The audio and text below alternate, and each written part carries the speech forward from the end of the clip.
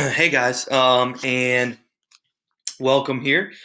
Hopefully, you're having a good day so far. But I am going to go over kind of the next unit that we're going to study in history is the Renaissance and the Reformation. We're going to kind of split it up into two sections. The first half is going to be the Renaissance. The second half is going to be the Reformation, and then we'll test on both of them together. Okay, so today we're just going to talk about the Renaissance. Okay, but first, where are we at? Okay, kind of a good time to review where we're at in history. We're around the year 1350 to 1400 is when they say that the Renaissance kind of begins. Europe is in a really tough spot. We know the Black Death killed off um, thousands and thousands of people, and so Europe is in a tough spot. The education and culture of Europe is all based on the church. You go to school at church. Your art is all based on church drawings or church artifacts, those sort of things. And so it really has everything to do with the church. People kind of refer to this time as Europe is waking out of a long, deep sleep.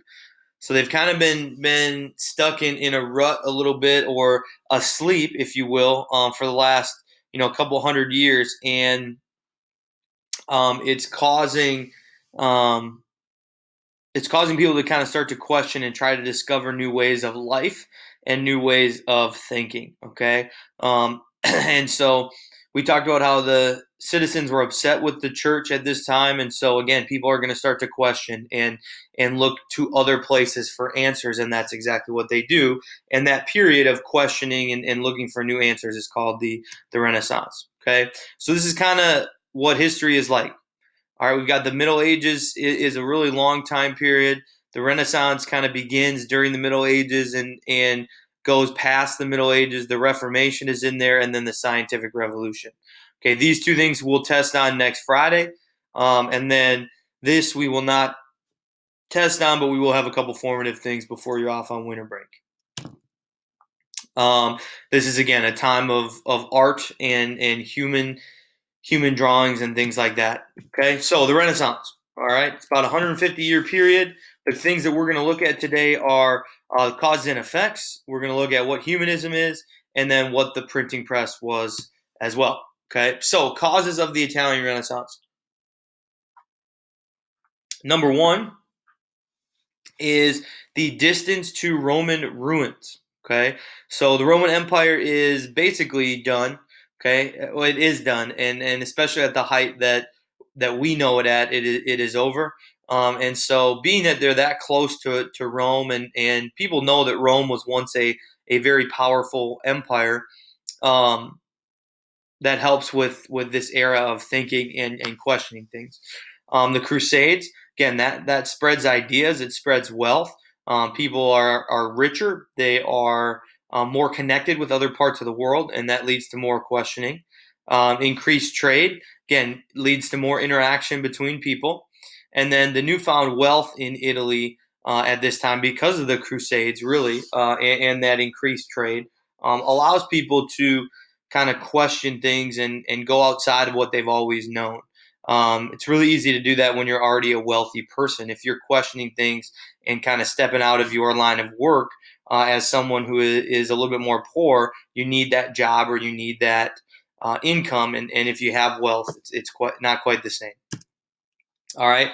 So again, the Renaissance in Italy. This is what was once the Roman Empire. Okay, and as you can see here, it's divided into a lot of smaller city states. Okay, it's kind of broken up into different areas, each controlled by their own pope or king. Okay, and the important thing to understand is each one of these places is kind of like its own country. Okay, it's like the Greek city states. It's a very similar concept to that. Okay, and so each one kind of has its own. Um, the Renaissance hits it in a different way. Okay, and so we'll see that here coming down. All right, so the Italian Renaissance. What was it? Well, it was a time when people questioned medieval teachings of the church, which led to pushing away from the church, philosophical and artistic rebirth, Renaissance kind of means rebirth or renew, and a renewed interest in ancient Greek and Roman life. That's why it was so important that it began near Rome, is because there was this push to kind of bring back some of those things from ancient Roman culture. And all of this brought about new ways of thinking, which is humanism. Okay, the biggest thing you need to know about the Renaissance is it was questioning medieval teachings and pushing away from the church. And because of those two things, there was new art, there was new philosophy, there was that renewed interest in ancient Roman life and ancient Greek life, and then it obviously brings about new ways of thinking. Okay, so Renaissance, push away from the church, question things, leads to kind of a rebirth of new ideas and new culture. All right, things like art and painting. Okay, the Mona Lisa there. All right, that's part of the new art that featured more people and their faces at the center. Before this time, it was mostly scenes of battles or different important events throughout history. Renaissance art really brings in um, portraits of people and specific people and having kind of their faces at the forefront of this. Okay, obviously that's the Mona Lisa. Michelangelo, okay, the point of perspective. Everything draws your eye right to the middle here. Okay. And everything, the way that it's painted, your eye immediately goes right to the middle, and you're kind of looking at that perspective of it. All right, obviously the Sistine Chapel, okay, but these are things that have never really been painted before, and to some extent they have been painted a little bit, but the extent to which they are painted and the number of paintings that are done and kind of the sophistication to it is what's new at this time. All right. And so we talked about how the Renaissance brings about a new way of thinking, otherwise known as humanism. And humanism emphasized individualism or the importance of the individual. Okay. This challenged long-standing traditions. Okay. Investigate your own interests and fulfill your own potential. Before this, it was all about fulfilling what the church wanted you to do, or what God is telling you to do, or what you believe will is what God wants you to do. Okay, that's what thought was throughout Europe, because the church was most important, or it was whatever the king told you or the pope. All right, and now the Renaissance brings about this individualism or thinking about how to fulfill your own potential. Okay, not necessarily what the church tells you to do or what your feudal role tells you to do. This is really pushing away from that and doing your own interests and fulfilling your own potential. Okay, again, it focused on reviving ancient Greek and Roman works or Roman culture, literature, writing, music, all that kind of stuff was revived from the ancient Greeks and Romans. And the major effect that humanism has is it pushes people to look other places for explanations. Okay, and again, you should see a theme here. We're pushing away from the Catholic or away from the church, um, and more to other places for explanations on the world, science um, and math, even and medicine, instead of looking towards the Bible or towards God. Okay. So the Renaissance expands. All right, it starts in Italy, but eventually those ideas, and as our world becomes more connected with trade routes and different things like that, it spreads to Northern Europe. Okay, places like Germany and France and England. Okay, and how does it do this? Well, students, number one. Okay, at this time, because of medieval Europe, education grows.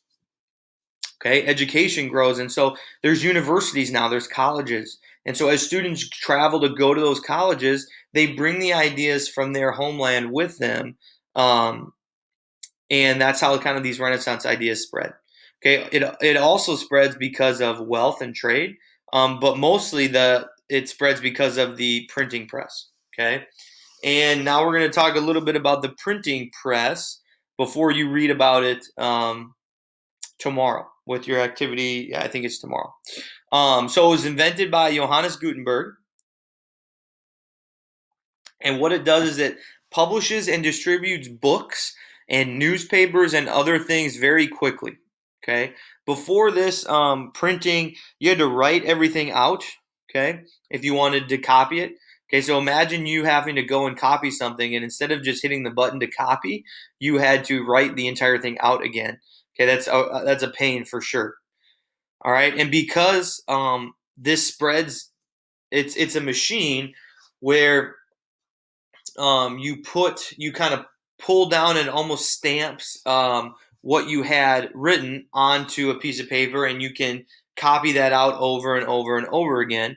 And so it spreads ideas quickly throughout Europe. So ideas about government and society and these Renaissance ideas and humanism and how government should be run and all those things, they're able to spread quicker because more people can get access to these books that have these ideas in them.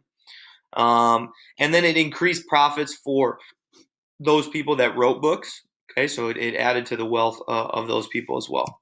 Okay, we're not going to watch that video. It's kind of a. I'll post that video on Schoology, and you can watch it. It's it's the modern day printing press. So it's a dude that has a Gutenberg printing press from way back in the 1400s, and he shows you how to use it. It's like a 3 minute video. But the effects of the Renaissance. Okay, the effects of the Renaissance are important. Causes and effects we've talked about all year are extremely important. And so, what happens in Europe? Well, there's more people in paintings. There's more perspective, so art changes. There's more money throughout all of Europe. Okay, because of the expanding trade and because of all the things from the Crusades and all this art, people are buying more things and there's more money around and books and things. People are there's more money. Humanism is an important new way of thinking.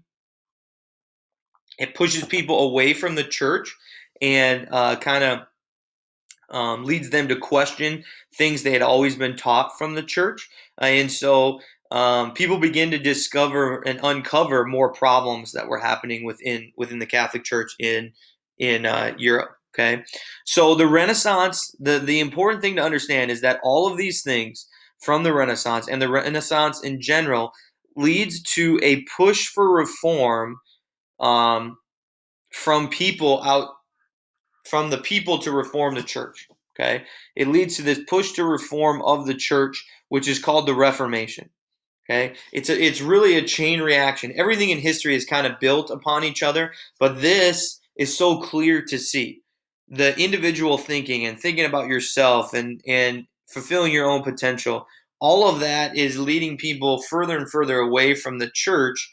And it leads to, again, they find more problems. They're questioning what's always been done, and they're uncovering things that are like, that doesn't make sense, we need to change that. And so it leads to this, one of the greatest reform periods in all of world history. Not the greatest, but one of the greatest reform periods in all of world history, which we will talk about uh, in a couple days. Okay, so thank you for listening. Hope you have a great day, and that is the Renaissance.